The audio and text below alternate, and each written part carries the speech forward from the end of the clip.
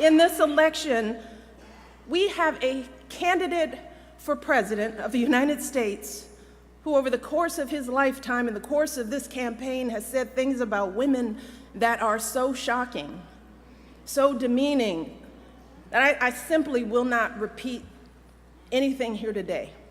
And last week, we saw this candidate actually bragging about sexually assaulting women. And I can't believe that I'm saying that a candidate for president of the United States has bragged about sexually assaulting women. And I have to tell you that I can't stop thinking about this. It has shaken me to my core in a way that I couldn't have predicted. So while I'd love nothing more than to pretend like this isn't happening and to come out here and do my normal campaign speech, it would be dishonest and disingenuous to me to just move on to the next thing like this was all just a bad dream. This is not something that we can ignore. It's not something we can just sweep under the rug as just another disturbing footnote in a sad election season. Because this was not just a lewd conversation. This wasn't just locker room banter.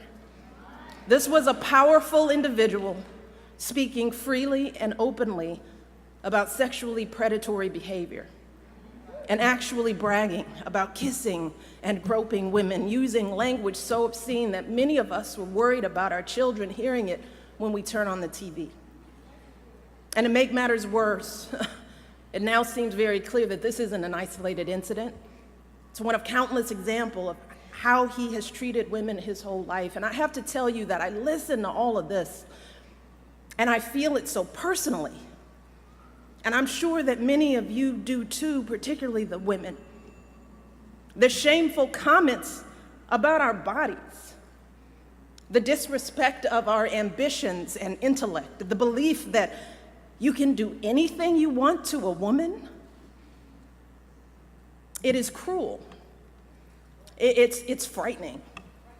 And the truth is, it hurts. It hurts. It's like that sick, sinking feeling you get when you're walking down the street minding your own business and some guy yells out vulgar words about your body. Or when you see that guy at work that stands just a little too close, stares a little too long, and makes you feel uncomfortable in your own skin. It's that feeling of terror and violation that too many women have felt when someone has grabbed them or forced himself on them and they've said no, but he didn't listen. Something that we know happens on college campuses and countless other places every single day. It reminds us of stories we've heard from our mothers and grandmothers about how back in their day, the boss could say and do whatever he pleased to the women in the office, and even though they worked so hard, jumped over every hurdle to prove themselves, it was never enough. We thought all of that was ancient history, didn't we?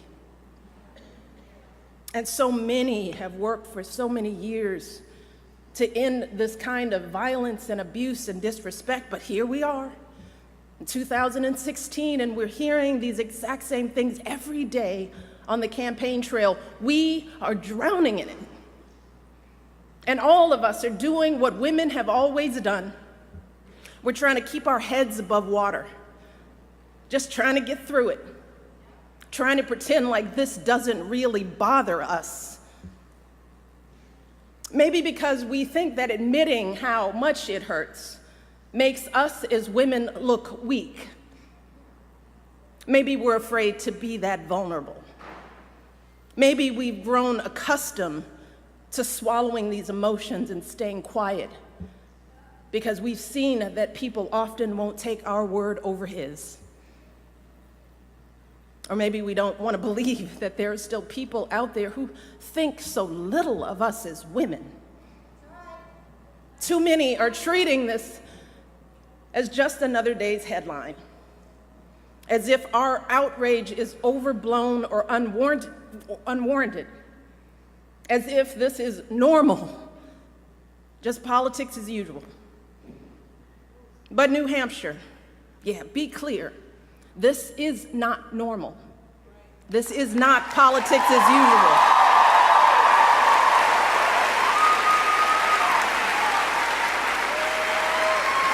This is disgraceful. It is intolerable. And it doesn't matter what party you belong to, Democrat, Republican, Independent, no woman deserves to be treated this way. None of us deserves this kind of abuse.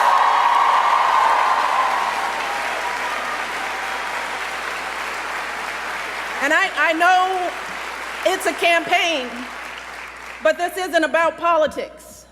It's about basic human decency. It's about right and wrong. And we simply cannot endure this or expose our children to this any longer, not for another minute, and let alone for 4 years. Now is the time for all of us to stand up and say, enough is enough. This has got to stop right now. Because consider this. If all of this is painful to us as grown women, what do you think this is doing to our children? What messages are our little girls hearing about who they should look like, how they should act? What lessons are they learning about their value as professionals, as human beings, about their dreams and aspirations? And how is this affecting men and boys in this country? Because I can tell you that the men in my life do not talk about women like this, and I know that my family is not unusual.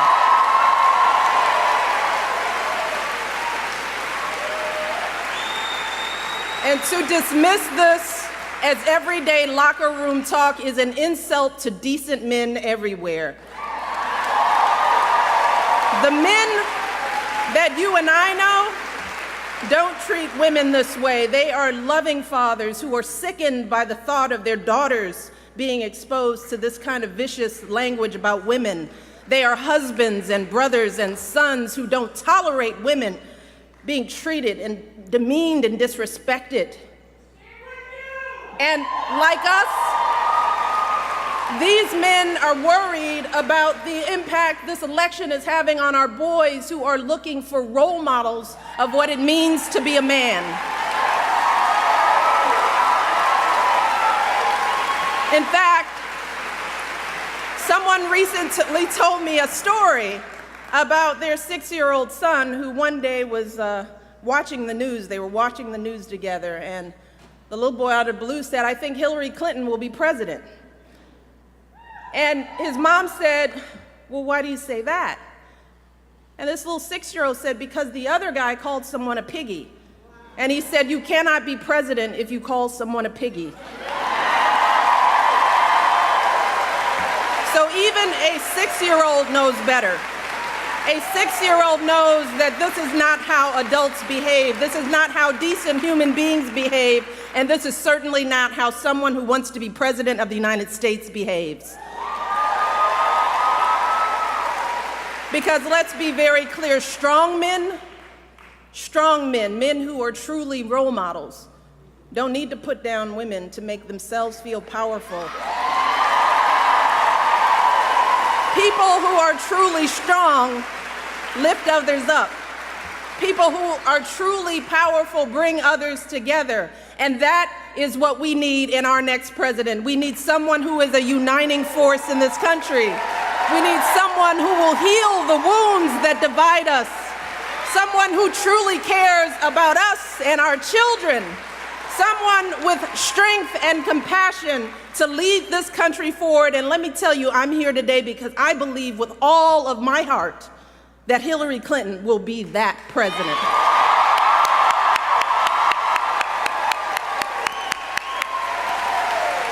See, we know that Hillary's the right person for the job because we've seen her character and commitment, not just in this campaign, but over the course of her entire life. The fact is that Hillary embodies so many of the values that we try so hard to teach our young people. We tell our young people, work hard in school, get a good education. We encourage them to use that education to help others, which is exactly what Hillary did with her college and law degrees, advocating for kids with disabilities, fighting for children's health care as First Lady, affordable child care in the Senate. We teach our kids the value of being a team player, which is what Hillary exemplified when she lost the 2008 election and actually agreed to work for her opponent as our Secretary of State, earning sky-high approval ratings, serving her country once again.